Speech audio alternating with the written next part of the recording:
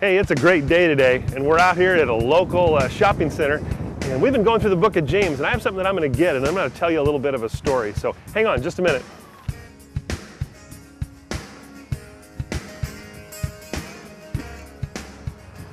Man, I love going to the bookstore.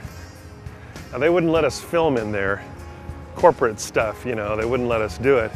But I would tell you, this is a great bookstore. I won't tell you the name, but it's right on the border of the freeway there. So come on, get in the car, let's go. You know, today we're going to look at James chapter 2, and James is pretty specific in this chapter, this section right here, which is kind of the bulk, kind of the theme of the whole book of James, that faith without works, faith without action behind it is dead. Now, when he talks about that, he's not saying that our works save us, that our works somehow is the salvation, that we can do all these good things or tack them into our life and somehow that's going to save us, that's going to win us favor with God. In the Bible, over and over, Paul specifically, and Jesus as well, let us know that it's not going to be by works. It's not by just doing a lot of good deeds that's going to save us. Right now, we're going to head to the track. I'm going to show you a couple of these books that I got at the bookstore.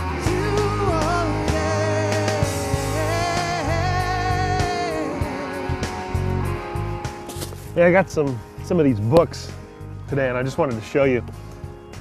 This one's called Why We Run, and it's kind of a history of running and our motivation behind it.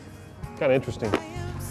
This one is like the Bible of running. It's called The Runner's Handbook, and it's huge. You can see it's like almost 700 pages, and it tells you all you need to know about your diet and stretching and running plans and how much you should run. This is a recent one that I found out about, and I guess I need to read. It's called A Guide to Running and Staying Fit After 40. Oh well, that's the phase of life. This one I'd used one time when I was getting ready for a marathon. It's called the Non-Runner's Marathon Trainer. I felt that was pretty appropriate since I wasn't much of a runner. But that's what gets me through that. This is a magazine I picked up, and there's an article in here about a guy who just set a record for running a half marathon, 13.1 miles, ran it in 59 minutes. And his coach told him to not go out too fast on the first mile. So his coach told him, don't run the first mile any faster than 4 minutes and 35 seconds. And I read that and thought, that is good advice.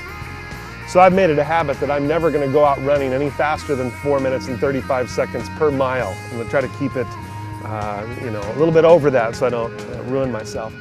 But here's all these books, here's all these things on running, and I could read and read and read and read. That doesn't make me a runner? Not really.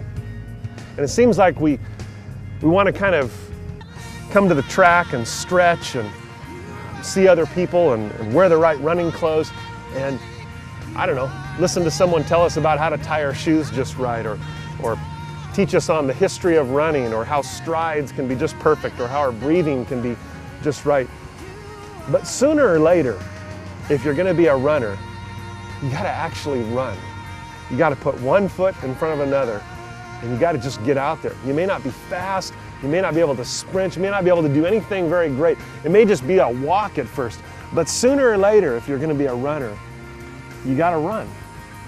Now, imagine this. You're at school one day, or at work, or maybe you're just hanging out with your friends. And as the conversation progresses, people are talking about getting in shape and fitness and things like this.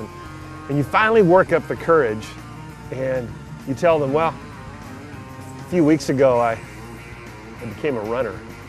And your friends look at you like, what in the world have you done? And maybe they ask you, well, do you feel any better? I mean, do you notice any difference? Is your fitness level increased? Have you lost any weight? They ask you those kinds of things. And you answer, yeah, I do notice a difference in all those things. And then they finally ask the question, well, how far do you run, or how long do you run? And you say, well, I haven't actually done any running yet.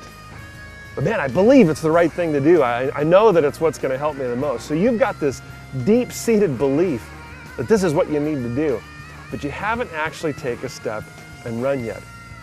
Well, what are people going to think about that? What do you think about that? Are you Are you really a runner? Do you really believe?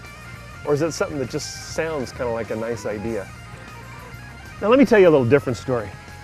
Imagine instead that you didn't tell all your friends that you finally made this decision to be a runner, that you finally changed your life and done all those things. Instead of that, imagine that you just start running every day, a couple days a week. Maybe it's just one day a week, and you get out and you walk. And maybe it's kind of stumbling at first. Maybe it's just a few steps and take your breath and a few more steps. But imagine that you're doing that. And instead of having to tell people, guess what, I'm a runner, instead they see you out running. And maybe they see you on a canal bank or running through the neighborhood, or maybe it's out on a track just like this. And they see you running and they come up to you and they said, hey, I saw you out running the other day. They don't even ask if you're a runner. They just see it in what you're doing. I mean, your very actions have proved, have shown what you really believe deep down inside. And this is what James is talking about. He's talking about a kind of life that we live, and the actions that we live out every single day are expressing what's happening deep inside of us.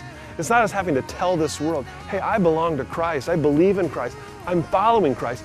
Instead of having to say that, they actually see it. Man, that'll change the world.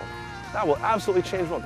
In the book of James, the 2nd chapter, in the Message translation, James writes this. He says, God talk without God actions is outrageous. In fact, he says it's outrageous nonsense.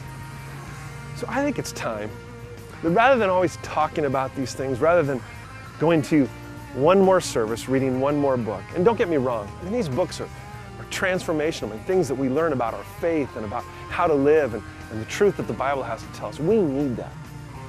But ultimately, we have to live it out in some way. So you know what? I think it's time we get on the track. I think we've stretched out enough. I think we've heard enough about how to tie our shoes and how to extend our stride. I think it's time we actually get out on the streets, we get out on the track, and we begin to live it and take a run.